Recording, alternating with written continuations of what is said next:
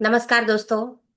Miracle mind Bharat study circle और pyramid meditation centre Jamnagar की ओर से मैं डॉक्टर कपिला राठौर आप सभी का समग्र टीम के साथ हार्दिक स्वागत करती हूँ हमारे इस 1 से 2 के सत्र में। फ्रेंड्स, इस आफ्टरनून सत्र में है हम एक बहुत ही अद्भुत पुस्तक हिमालय के संतों के संग निवास, जो स्वामी राम की जीवनी है, उनकी आत्मकथा है, उनके बारे में समझ रहे हैं। स्वामी राम कहते हैं कि बाल्यावस्था में ही जो कुछ भी ज्ञान मिलना होता है वो हमें मिल ही जाता है। और बाल्यावस्था ही एक ऐसा फाउंडेशन है, स्तंभ है, कि जहां से धीरे धीरे हम अपने जीवन की शुरुआत करते हैं।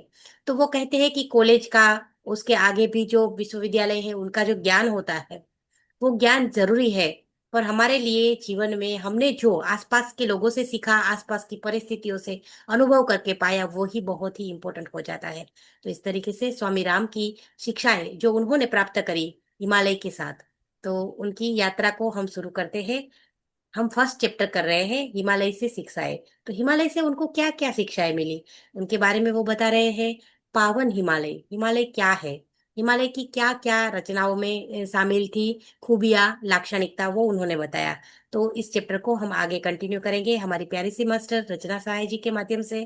तो रचना जी, आपका बहुत बहुत स्वागत है आपके अपने प्लेटफॉर्म पर। आइए और हमारे साथ इस चैप्टर को कंटिन्यू करिए। Over to you. Thank you Kapila ji. इस प्लेटफॉर्म को भी मैं बहुत बहुत धन्यवाद करती हूँ। इतनी सुंदर, इतनी प्यारी पुस्तक हिमालय के संतों के संग निवास, जो स्वामी राम की चरित्र के ऊपर है कि किस तरीके से उनका जीवन रहा। और इसी को हम आगे बढ़ाते हुए कल से ही हमने चैप्टर फर्स्ट को स्टार्ट किया हुआ है और चैप्टर देख रहे हैं फ्रेंड्स। तो इसमें हमने कल तक देखा कि स्वामी राम हिमालय को लेकर के क्या सोचते हैं, जो कि हम, जो लॉजिकल माइंड है या फिर जो हम पढ़ते हैं स्कूल में, कॉलेज में, उस तरीके से अगर देखा जाए तो हिमालय का एक अलग रूप है। लेकिन स्वामी राम के नजरिए से अगर देखा जाए, उन्होंने जिस तरीके से अपना जीवन वहां व्यतीत किया और वो किस तरीके से इस हिमालय को समझते थे, वो हिमालय को शुद्ध, पवित्र और साधने के लिए एक परम स्थली वो मानते थे। तो इस तरीके से हमने देखा था और आगे हम आज देखते हैं फ्रेंड्स कि यहाँ और स्वामी राम क्या कहना चाहते हैं फ्रेंड्स। तो यहाँ उन्होंने, कल हमने ये भी देखा था कि वो जो नदी है उसे जीवन सरिता के रूप में मानते हैं और वो समुद्र में जाकर के मिल जाती है, जिस उसी तरीके से वो जीवन दायिनी जो नदी है, जिस अपने हम अपने जीवन के प्रति अगर इस चीज को बोले तो एक ना एक दिन हमें परमात्मा से मिलना है। उसके लिए हमें किस तरीके से सजग रहना है और अपने आप को किस तरीके से अध्यात्म के पथ पर ले जाना है फ्रेंड्स। तो आगे आज हम देखते हैं कि स्वामी राम और हमें क्या बताते हैं। वो कहते हैं स्वामी राम की भारत के निवासी प्राय अपने घरों में गंगा जल, मतलब ये स्वामी राम बताते हैं कि जो गंगा जल वो इतना शुद्ध है कि उसमें बहुत दिनों तक रखने के बाद भी उसमें कीड़े वगैरह नहीं लगते हैं, उसमें बहुत सी खनिज पदार्थ है। और इसलिए एक उन्होंने एक इसमें बताया कि एक अंग्रेज था, वो क्या हुआ कि गंगा जल लेकर के जब वो गया अपने घर तो उसमें कोई कीड़ा नहीं लगा, जबकि वही दूसरे नदी का जब जल उन्होंने लिया तो वो रास्ते में ही ले जाते खराब हो गया था और उसे फेंकना पड़ा था, उसे दूसरा जल लेना पड़ा था। तो स्वामी राम कहते हैं कि भारत के निवासी प्राय अपने घरों में गंगा जल रखा करते हैं। ग्रामीण लोग मरनासन, जो ग्रामीण लोग हैं वो जो व्यक्ति मरने की कगार पे आ जाता है या फिर अब मृत्यु की अवस्था तक पहुंचने ही वाला होता है, उसे गंगा जल दिया करते हैं, जल पिलाते हैं। कहते हैं कि बरसों तक रखने पर भी गंगा जल कभी भी खराब नहीं होता है। उसमें स्वामी राम ये भी बताते हैं कि संसार के प्रसिद्ध वैज्ञानिक सर जगदीश चंद्र बसु ने अपना मंतव्य दिया कि संसार की किसी भी नदी के जल से गंगा जल की तुलना नहीं की जा सकती। इसमें निहित खनिज पदार्थ वह महान शक्ति है जिससे अनेक प्रकार के रोगों का उपचार किया जाता है। तो गंगा इतनी पावनी है, इतनी पवित्र नदी है, जिसके जल के विषय में स्वामी राम ने बताया। स्वामी राम कहते हैं कि उनके जो गुरु जी थे, उन्होंने उन्हें किस किस तरीके की शिक्षाएं दी, इसके विषय में उन्होंने बताया है कि गुरुदेव मुझे कर्म योग का दर्शन पढ़ाया और बताया कि हर मनुष्य को अपने कर्मों का फल भोगना ही पड़ता है। तो ये कर्मों के खेल से हम कहीं नहीं बच सकते हैं। स्वामी राम के गुरु ने भी उन्हें यही शिक्षा दी। और आगे स्वामी राम ये बताते हैं कि उन्होंने बताया कि तुम कर्म योगी बनो, अपने आप में विश्वास रखो, ईश्वर पर श्रद्धा रखो, बुद्धिमानी और अनासक्त भाव से अपने कर्मों को करने का प्रयास करो। और यह कभी मत सोचो कि तुम कोई मनुष्य या कोई नदी या कोई तीर्थ तुम्हारे बुरे कर्मों को और उसके परिणामों को धोकर तुम्हें निर्मल कर देगा और तुम कर्म बंधन से मुक्त हो जाओगे। गंगा स्नान और तीर्थ यात्रा अच्छी बात है, इसमें अनेक गुण हैं, लेकिन कर्म बंधन से मुक्ति तो अपने सत्कर्मों से ही, ईश्वर की कृपा से और संतों के आशीर्वाद से, अपने ज्ञान को भक्ति से ही संभव है। तो उन्होंने ये चीज पूरी तरीके से स्पष्ट किया कि आप चाहे जितना भी तीर्थ स्थल जाएं, चाहे जितने भी कुछ कर ले, लेकिन आपके कर्मों का कोई धो नहीं सकता है। वहां जाना अच्छी बात है, लेकिन आपको अपने जो ज्ञान है और संतों के आशीर्वाद से वो चीज पॉसिबल है कि आप अपने कर्मों को डिसॉल्व कर सके। फ्रेंड्स, यहाँ पर स्वामी राम कहते हैं कि हिमालय की ये पर्वतमालाएं चाहे आर्थिक दृष्टि से संपन्न हो या ना हो, फिर भी आध्यात्मिक संपत्ति की खान है। वो भले ही वहाँ खनिज पदार्थ नहीं, वहाँ बहुत डेवलप नहीं हुआ है, लेकिन फिर भी स्वामी राम कहते हैं कि वो अगर आध्यात्मिक दृष्टि से देखे तो वो बहुत ही डेवलप है। आज तक जिन्होंने हिमालय के खनिज पदार्थों की खोज करने की कोशिश की, उन्हें कोई खास सफलता भले ही ना मिली हो, किंतु हाँ, जिन्होंने आध्यात्मिक संपत्ति खोजने का प्रयास किया, उन्हें हिमालय में अतुलनीय संपत्ति लाभ जरूर हुई है। उन्हें, जो अगर किसी ने भी ये चाहा है कि हाँ हम इस चीज को करें कि यहाँ पे साधना, अगर आध्यात्मिकता की खोज में आए हैं, तो उन्हें अपार सफलता मिली है। उन्हें बहुत ही वहां ज्ञान प्राप्त हुआ है, क्योंकि वहां अगर कण कण की बात की जाए तो वहां कण कण में संतों का ज्ञान समाहित है। फ्रेंड्स, एक सेकेंड फ्रेंड्स।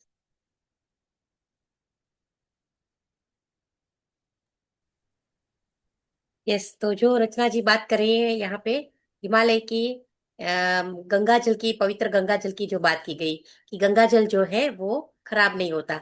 और अंग्रेजों के जमाने में भी नाविक थे, वो एक्सपेरिमेंट करते थे और वो बताते थे कि यही एक ऐसा पवित्र जल है जो कभी खराब नहीं होता, उसमें कीड़े नहीं पड़ते। आगे का कंटिन्यू करिए रचना जी। तो जो हिमालय के लोग जो रहते हैं, उनकी आर्थिक स्थिति अच्छी नहीं है, पर हिमालय पर रहने वाले लोगों का जो लोग जो हैं वो बहुत ही सरल होते हैं। तो इसमें एक ये भी स्वामी राम बताते हैं कि अगर ये जो हिमालय के क्षेत्र हैं, वहां पे तीर्थ स्थल बहुत सारे हैं। अगर आप उस रास्ते से जाते हैं, तो अगर आप उस रास्ते में जाते हुए अगर अपना सामान भी वहां पर छोड़ के चले जाते हैं और कुछ हफ्तों के बाद भी आते हैं, तो आपको वहीं पर वैसे ही आपको सामान मिलेगा। वहां पे कोई वहां छूता नहीं है। इवन वहां के लोग, जो हिमालय के गांव में निवास करने वाले लोग, चाहे कितने भी निर्धन हो, किंतु उनमें छल कपट नहीं होता। चोरी करना, दूसरों से लड़ना उनके स्वभाव में नहीं है। आज भी यहाँ के निवासी अपने घरों में ताला नहीं लगाते। तो यहाँ उन्होंने इस तरीके का बताया है। फिर कहते हैं कि जो इनके छोटे छोटे काठ के घर बने होते हैं, वहां के जो निर्माण, वहां की जो लोग हैं किस तरीके से रहते हैं, उनकी व्याख्या स्वामी राम ने कहा है। फिर बताया है उन्होंने कि यहाँ भेड़ों बकरियों को चराने वाले गड़ेड़िए जब अपनी बांसुरी बजाते हैं, तो पूरा पहाड़ मानो मुग्ध होकर उन्हें सुनने लगता है। जब यहाँ के बालक और बालिकाएं पर्वत पर पशुओं के लिए चारा और ईंधन के लिए लकड़ी लेने जाते हैं, तो प्रायः लोकगीत गाया करते हैं। हाँ, तो यहाँ इस तरीके से बताया गया है। फिर स्वामी राम कहते हैं, संतों से प्रेम करना यहाँ के लोगों का स्वभाव है। तो वो वहाँ के लोग संतों की बहुत ही रिस्पेक्ट करते हैं, उनकी सेवा करने के लिए वो आतुर रहते हैं, और ये उनके नेचर में ही है। स्वामी राम कहते हैं कि पाकिस्तान की ओर निवास करने वाले हिमालय वासी हुंजा कहलाते हैं, जो अधिकतर मांसाहारी होते। तो जो हिमालय की के एक साइड जो पाकिस्तान की तरफ का इलाका जो है, वहां की बात स्वामी राम कह रहे हैं कि वहां के लोग मांसाहारी होते हैं और वो हुंजा कहलाते हैं। और भारत की ओर खासकर गंगोत्री के निकट निवास करने वाले संतों को हंस कहते हैं। ये शाकाहारी होते हैं। पुराणों में अनेक संदर्भों में हंस शब्द का प्रयोग मिलता है। सुना गया है कि हंस दूध और पानी को अलग करके केवल दूध ही पिया करते हैं। इसका तात्पर्य है कि संत लोग इस संसार में रहकर अच्छे और बुरे का, सुंदर और असुंदर का विवेचन करके उससे केवल जो सुंदर है, जो सत्य है, उसी को ग्रहण करते हैं। जो असत्य है, जो सुंदर नहीं है, उसको त्याग कर देते हैं। इस प्रकार वे विवेकी पुरुष को ही हंस कहा जाता है। तो यहाँ बहुत सुंदर से बताया है कि जो हिमालय भारत की तरफ है, वहाँ के लोग शाकाहारी हैं और उनके अंदर इतना वो अपने आप को इतना डेवलप कर चुके हैं, वो ज्ञान से इतना परिपूर्ण हो चुके हैं कि उन्हें हंस की उपाधि दी जाती है। और उनकी व्याख्या स्वामी राम ने यहाँ बताया। स्वामी राम कहते हैं कि हिमालय के विविध भागों में अनेक प्रकार की भाषाएं बोली जाती हैं। तो बहुत सारी भाषाएं जो स्वामी राम ने सीख रखी थी, जैसे नेपाली, गढ़वाली, कुमायूनी, पंजाबी तथा तिब्बती, और वो बोल सकते थे।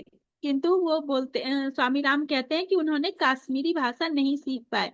और ये जो बहुत तरीके की भाषाएं उन्होंने सीखी थी, उससे उसके कारण उन्हें स्थानीय आध्यात्मिक संत पुरुषों तथा जड़ी बूटियों के मर्मज्ञों के साथ भावों का आदान प्रदान में बड़ी सहायता मिलती थी। वो ये सारी चीज, मतलब जब वहाँ की भाषा जानते हैं तो वहाँ के जो लोकल लोग होते हैं उनसे बातचीत करके उसका ज्ञान वो ले सकते थे, फिर अपनी बातें बता सकते थे, अपनी जिज्ञासाएं रख सकते थे। इस तरीके से स्वामी राम ने बताया कि उन्होंने इतने तरह की भाषा सीखी थी। स्वामी राम कहते हैं कि बुद्ध शाखा हिमालय को पार करके सबसे पहले तिब्बत पहुंची, फिर वहां से चीन पहुंचकर चीनी सभ्यता एवं धर्म को सम्मान किया। जैन धर्म की परंपरा बौद्ध धर्म की ही एक परंपरा है, जो भारतवर्ष से चलकर चीन और कोरिया होते हुए जापान तक पहुंची। जैसे बौद्ध धर्म के पहले ही हमारे वैदिक परंपरा के संत महात्माओं ने पर परित्राजकों ने हजारों वर्ष पूर्व तिब्बत और चीन में अध्यात्म का प्रचार किया था। तो इन्होंने कहा कि बौद्ध धर्म जो भारत से चल करके चीन, कोरिया और जापान में पहुंची, उसी तरीके से ये बताते हैं कि हमारे यहाँ के जो संत महात्मा थे वो क्या है, परिवाजकों का जो थे वो हजारों वर्ष पूर्व तिब्बत और चीन में अध्यात्म का उन्होंने प्रचार प्रसार किया। फिर कहते हैं कि कन्फ्यूशियस की परंपराओं में भारतीय ज्ञान, विज्ञान, दर्शन और अध्यात्म की छाप दिखाई पड़ती है। जो ये ताओ है और जो कन्फ्यूशियस जो परंपरा है, उसमें भी भारतीय परंपरा है वो दिखाई पड़ती है, वो अध्यात्म की झलक उसमें दिखाई पड़ती है। निश्चय ही चीन में विकसित होने वाली ताओ और कन्फ्यूशियस परंपराओं का सूत्रपात पहले भारतवर्ष में ही हुआ। यही कारण है कि ताओ और कन्फ्यूशियस के अनुयायियों के हृदय में हिमालय तथा हिमालय के संतों के प्रति प्रगाढ़ सम्मान है। तो वो बहुत सम्मान करते हैं, क्योंकि इनका भी जन्म भारत में ही, जो ताओ और कन्फ्यूशियस परंपरा है उनका भी जन्म भारत में ही हुआ।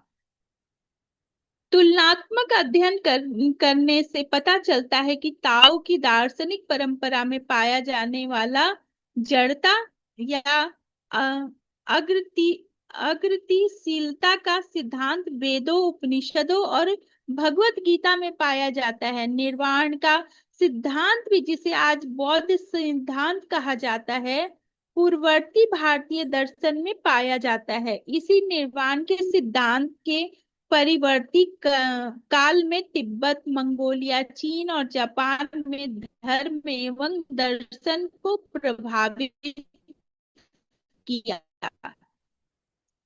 तो यहाँ ये सब हमें इनका जन्म हुआ, इन परंपराओं का, जो बाद में तिब्बत, चीन, जापान, ये सारे जगहों पे पहुंचता गया और लोगों ने उनका सम्मान किया, अपनाया। तिब्बत एक साम्यवादी देश है, इस पर चीन का प्रभुत्व है। साम्यवादी शासन काल में तिब्बत की प्राचीन परंपराओं में और वहां की संस्कृति नष्ट सी हो चुकी है। तथापि वहां के धर्म नेता लामा अपने कुछ अनुयायियों के साथ हिमालय को पार अपने भारतवर्ष में हिमालय की घाटी में आश्रय लिए हुए हैं और अपनी तरफ से उन प्राचीन तिब्बती परंपरा को सुरक्षा में सुरक्षा में लगे हुए हैं और वो अग्रसर हैं। तो इस तरीके की ये सारी बातें स्वामी राम के द्वारा हम भी जान रहे हैं और इस चीज को समझ रहे हैं। फ्रेंड्स, स्वामी राम ये भी बताते हैं कि अब मैं आपको यह बताने का प्रयास करूंगा कि मेरा पालन पोषण कैसे हुआ, मेरी शिक्षा दीक्षा कैसी हुई, मैं उन संतों के साथ रहा कैसे। मैं आपको ये बताने का प्रयत्न करूंगा कि इन संतों ने बड़े बड़े प्रवचनों और अपनी जीवन शैली के माध्यम से मुझे पढ़ाया, बढ़ाया, अपने अनुभवों के माध्यम से मुझे व्यवहारिक ज्ञान देकर सुरक्षित किया। इन ग्रंथ में जो कुछ भी उन्हीं संत की गाथाएं हैं, उनके अनुभवों का संकलन है। तो यहाँ स्वामी राम जो भी सीखे हैं, जिस तरीके से वो इस बुक के माध्यम से हमें आगे आगे पता भी चलता चलेगा। तो कहते हैं स्वामी राम कि जब भी मैं संसार में कोई कहानी सुनाना चाहता हूँ तो ऐसा लगता है कि संसार तो स्वयं में एक कहानी है। तो फिर और इस कहानी से क्या, मैं आशा करता हूं कि पाठकगण मेरे इन अनुभवों को से लाभान्वित होंगे। मैं प्रायः अपने प्रवचनों में प्रसंग बस उन अनुभवों का उल्लेख कर दिया करता हूँ। उनका कारण केवल यही है कि मेरे जीवन में उन संतों के द्वारा दिए गए अनुभवों के अतिरिक्त कुछ भी नहीं है। मेरा जीवन उन्हीं संतों की कृपा पर का एक फल है। तो मैं भला संसार को क्या बता सकूंगा, और अगर मैं इस संसार को कुछ देना ही चाहूं तो उन अनुभवों के अतिरिक्त मैं दे भी क्या सकता हूँ। इसलिए मैं सदा ही अपने विद्यार्थियों से कहता हूँ कि भला वह कौन सी वस्तु है जिसे मैं अपनी समझता हूँ, भला वह कौन सी वस्तु है जो मैं तुम्हें नहीं दे चुका हूँ। मेरे इन आध्यात्मिक अनुभवों से आप वह सब कुछ प्राप्त करें जिससे आपके विकास में कुछ उपयोग हो, कुछ लाभ हो। इन अनुभवों से केवल वही ग्रहण कीजिए जिससे आपका कल्याण हो। इस अनुभवों की गाथा से निकलने वाली सारांश को आप अपने जीवन में ढालिए, उनका अभ्यास कीजिए और जो कुछ भी आपके समझ में के बाहर हो उससे भ्रमित मत होइए। उन अनुभवों की स्मृतियां आज भी मुझे जागृत सी कर देती हैं। उन अनुभवों का स्मरण करते हुए मुझे ऐसा लगने लगता है कि मानो हिमालय मुझे पुकार रहा हो। तो इस तरीके से उन्होंने फर्स्ट टॉपिक में हिमालय के साथ उनका जीवन कैसा रहा बहुत हद तक बताने का प्रयास किया है। आगे के चैप्टर्स में हम उनके बाल्यावस्था के विषय में जानेंगे, उनका जन्म कहाँ हुआ, उनके माता पिता कौन थे, ये सारी चीजों का हम जानेंगे। थैंक यू फ्रेंड्स, मेरे साथ बने रहने के लिए। मैं यहीं पे अपनी वाणी को विराम देती हूँ। Thank you, thank you friends. बहुत सुंदर रचना जी। ये जो पुस्तक है उसको पढ़कर बार बार ऐसा लगता है कि यहाँ पे जो स्वामी राम ने बताया है वो सारी चीजें शायद से हमारे आसपास घटित हो रही है। ये एक और पैराग्राफ है जहाँ पे ये बता रहे हैं कि हिमालय की जब बात हो रही है तब यही पर्वतमालाएं मेरी क्रीड़ा स्थली है। वो वहीं पे खेलते थे। 37 नंबर के पेज पर ये बात है। यहाँ के पर्वत शिखर और घाटियां मेरे घर के आंगन के समान है। इस आंगन की देखरेख माता प्रकृति स्वयं करती है। वो जो घर है उसके आंगन की देखरेख माता प्रकृति स्वयं करती है। ऐसा कहते हैं कि ये मेरी जो क्रीड़ा स्थली है जहाँ पे मैं खेलता हूँ, यही आंगन जिसकी माता प्रकृति देखरेख करती है। लोगों को चाहे कुछ भी दिखाई पड़ता हो, किंतु मेरे विचार से माता प्रकृति इन पहाड़ियों, घाटियों, नदियों जंगलों की देखभाल इसलिए करती है ताकि यहाँ निवास करने वाले उसके बच्चे हंसते, बोलते, उछलते, कूदते और जीवन याचन करते हुए जीवन के रहस्य और उद्देश्य को जान सके। कितनी सुंदर बात है ये, कि इसीलिए माता प्रकृति इस एरिया का, इस क्षेत्र का पालन पोषण करती है, क्योंकि उनके बच्चे ये सारा जो ज्ञान है वो प्राप्त कर सके और जीवन के सारे रहस्य हैं उनको जान पाए। इन पर्वतों में यदि आप शांत भाव से बैठे और संतों और दार्शनिकों की आंखों से देखे तो आपको साफ साफ अनुभव होगा कि एक नन्हे तृण से लेकर विशाल उतंग शिखर तक चारों ओर आध्यात्मिक वैभव बिखरा पड़ा है। छोटे से तृण, एक डाली का पत्ता, वो जो उनका जो होता है तिनका, यस, तिनके से लेकर एक बहुत ही बड़े शिखर तक हर जगह पे आध्यात्मिकता बिखरी पड़ी है। लगभग 40 वर्षों तक संतों के साथ हिमालय की यात्रा करते हुए मुझे दिव्य अनुभव का अवसर प्राप्त हुआ, जो कई जन्मों में भी संभव नहीं था। उनको यहीं पे दिव्य अनुभव की प्राप्ति हुई, जो कई कई जन्मों तक उनको प्राप्त नहीं हुए थे, ऐसे ऐसे उन्होंने अनुभव किए। यह सब मेरे पूज्य गुरुदेव की ही कृपा है कि उन्होंने उन अनुभूतियों को मेरे लिए चुना। तो डायरेक्ट क्रेडिट वो अपने गुरुजी को देते हैं कि मेरे गुरुजी के ही आशीर्वाद का फल है ये, कि उन्होंने ये सारे अनुभव मेरे लिए चुने। उन्हीं अनुभूतियों के कारण ही मैं चैतन्य के केंद्र बिंदु तक पहुंच सका हूँ। चैतन्य के केंद्र बिंदु में नित्य निवास करने वाले परम प्रभु परमात्मा के श्री जी चरणों का मैं दर्शन कर पाया हूँ। तो अपनी इस आध्यात्मिक यात्रा में वो बताते हैं कि मैं उस चैतन्य बिंदु स्वरूप का दर्शन कर पाया हूँ, ये मेरे गुरु जी का आशीर्वाद ही है। तो बहुत सुंदर बातें यहाँ पे वो फर्स्ट चैप्टर में बता रहे हैं। तो थैंक यू वंस अगेन, आप सभी मित्रों का भी बहुत बहुत धन्यवाद। और इसी के साथ रचना जी, हम 10 मिनट का मेडिटेशन करते हैं। इस कपिला जी आप कराएंगे ना? ठीक है, चलिए। तो फ्रेंड्स, कमर गर्दन को सीधा करते हुए, अपने पैरों और हाथों को क्रॉस करते हुए, कोमलता से अपनी आंखों को बंद करके हम अपनी सांसों के साथ जुड़ जाए फ्रेंड्स। हम अपनी आती जाती सांसों के साथ एक लय हो जाए। सांस आ रही है, उसकी हम अनुभूति करें, और सांस जा रही है, उनका हम एहसास करें। सांसों का आना और जाना सिर्फ और सिर्फ दृष्टा बनकर हम देखते चले फ्रेंड्स। विचार अगर आ रहे हैं तो उस विचारों को बस आते ही हमें झंझोल कर छोड़ देना।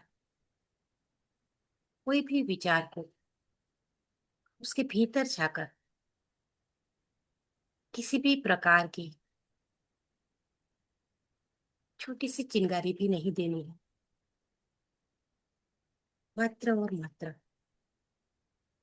शांत चित्त से वो अपने नाक के आसपास के छोटे से पिरामिड को देखें मित्रों।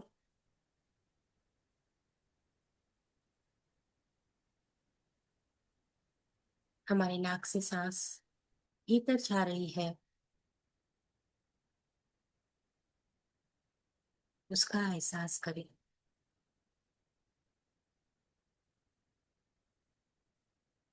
और नाक से सांस बाहर निकल रही है, उसकी अनुभूति करें।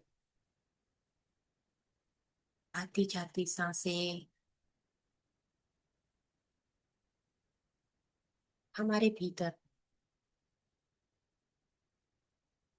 वही हिमालय की वादियों जैसा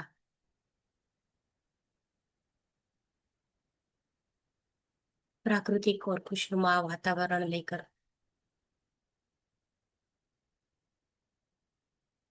भीतर के सारे तारों को संक्रिय कर रहा है।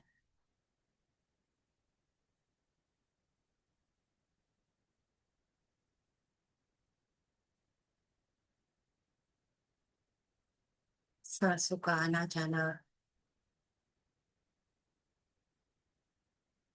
जैसे हिमालय के पवनों की सरसराहट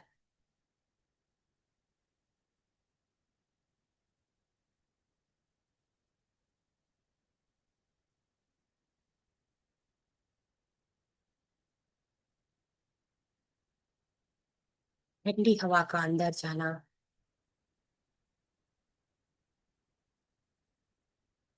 जैसे उस हिमालय के बर्फ की वादियों का सांसों के साथ घुल मिल जाना।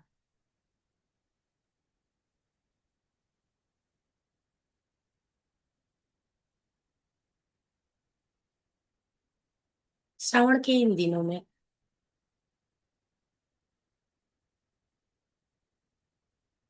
शिव जी की शक्तियां, पुरुष और प्रकृति,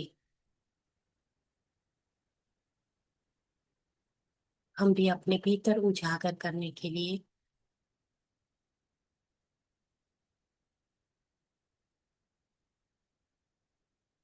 अपनी सांसों के साथ जुड़ चुके हैं फ्रेंड्स।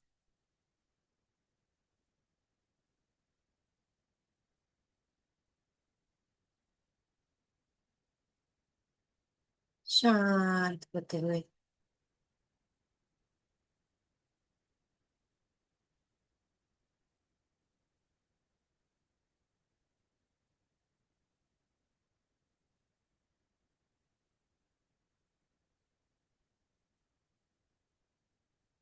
उस आत्म तत्व से जुड़ जाए।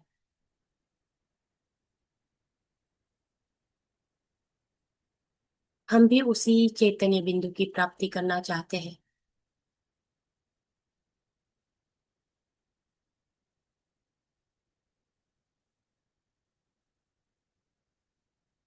जो स्वामी राम ने प्राप्त किया।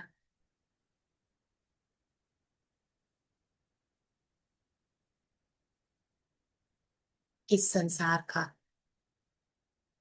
अगर कोई एक व्यक्ति भी उस परम चैतन्य की प्राप्ति करता है,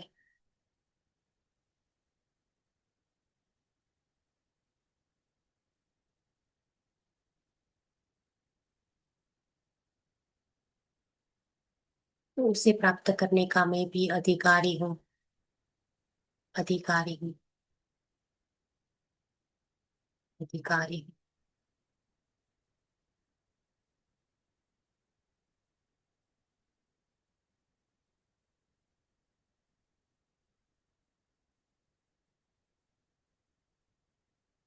प्रकृति के सानिध्य में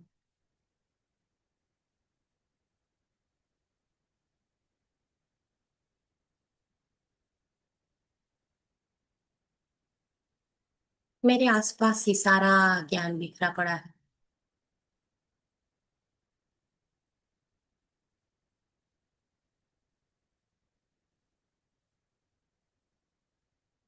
उस ज्ञान को लेने के लिए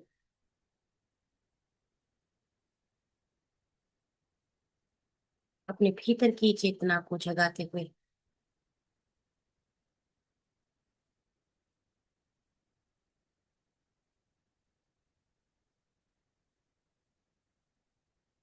मैं अपने आप को क्रियाशील करती हूँ, करता हूँ।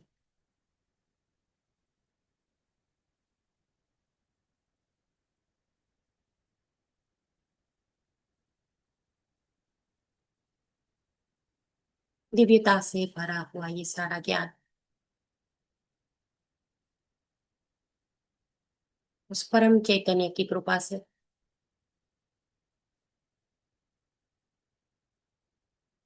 जैसे हंस दूध को चुनकर पानी को छोड़ देता है,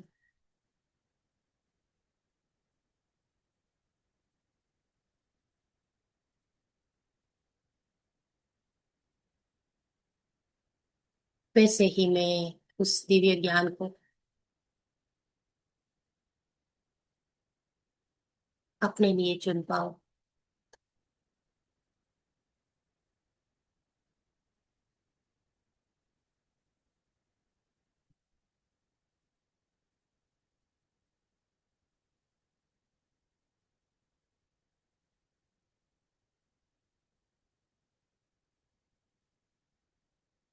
जैसे माँ प्रकृति हम सभी का ख्याल रखे हुए है,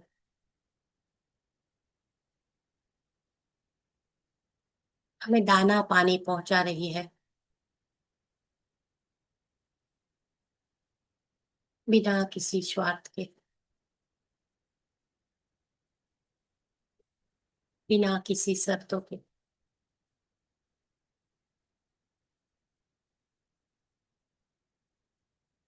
वैसे मैं भी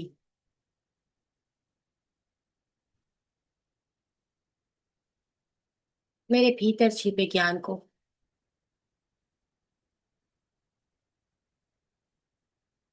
जिन जिन को जरूरत है उन सभी तक इस ज्ञान को पहुंचा पाऊं, और प्रत्येक व्यक्ति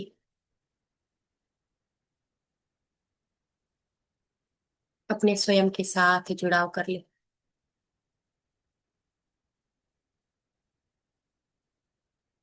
अपनी भीतरी चेतना को पहचान ले।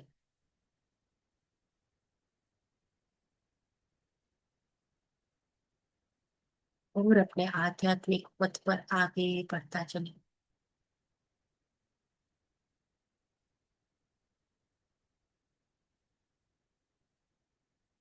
यही सबके लिए शुभकामनाएं।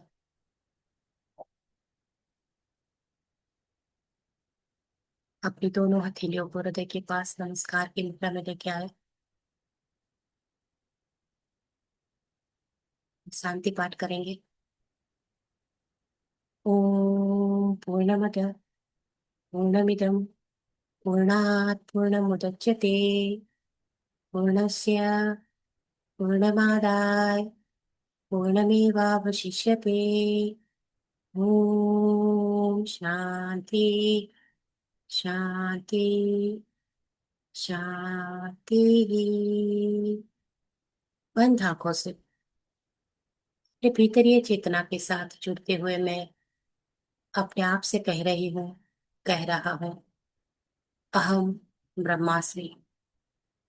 और जैसे ही मैं आंखें खोलता हूँ, सामने वाले प्रत्येक व्यक्ति को देखकर मैं कह रहा हूँ, कह रही हूँ, तत्वमसि। अगर भीतर चेतना जागृत हो चुकी है, तो मैं अगर अपने आप को ब्रह्म स्वरूप, चैतन्य स्वरूप मानता हूँ, तो आंखों को खोल के ही मैं मेरे सामने वाले प्रत्येक व्यक्ति को भी चैतन्य स्वरूप मानूं। तत्वमसि, तुम भी वही हो। यही ज्ञान अनगिनत ऋषि मुनि, साधु संत, महान ते महान व्यक्ति देके गए, और वही हमें भी अपने जीवन में उजागर करना है। इसी भाव के साथ दोनों हथेलियों को एक दूसरे के साथ जोड़ते हुए धन्यवाद की भावना के साथ इस ब्रह्मांडीय चेतना से जुड़ने का ये सुंदर अवसर हमें प्राप्त हुआ, उनके लिए ग्रेटिट्यूड करें। ग्रेटिट्यूड अपने माता पिता, गुरुजनों, मित्रों, परिवारजनों और स्वामी राम का, जिन्होंने इस बुक के माध्यम से हमें ज्ञान प्रदान किया, और भी आगे वो हमें बहुत सारा ज्ञान देने वाले हैं। उनका कोटि कोटि धन्यवाद करते हुए दोनों हथेलियों को खोलकर अपनी आंखों पर रखें। 5 4 3 2 1 0। और चेहरे को, गले को और शरीर के बाकी हिस्सों को सहलाते हुए धीरे धीरे हम ध्यान से वापस आ जाए। धन्यवाद। आप सभी का बहुत बहुत धन्यवाद। Thank you so much. Thank you Kapila ji, बहुत सुंदर ध्यान। Thank you so much.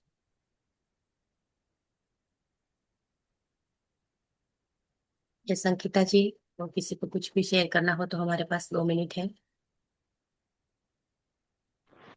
Thank you ma'am, बहुत गहरा ध्यान था।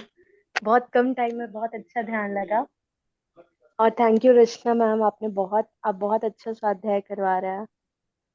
बहुत अच्छा लग रहा है। इतना सारा मतलब होता है ना, एक बैठ करके सुनते सुनते आग बंद करके गंगा नदी, हिमालय सब का दर्शन हो जा रहा है। Thank you so much. Thank you. आत्मन आपका ये जो पिक्चर है काफी अच्छा है, केदारनाथ का, बहुत हाँ, सुंदर। मेरा मेरा फेवरेट प्लेस है ना, मतलब मुझे 12 ज्योतिर्लिंग कंप्लीट करना है। तो अभी अरे 6 वाह। हुआ है। हाँ, अभी अरे वाह। केदारनाथ बचा। इसलिए मैं मेरा हर जगह केदारनाथ ही रहता है।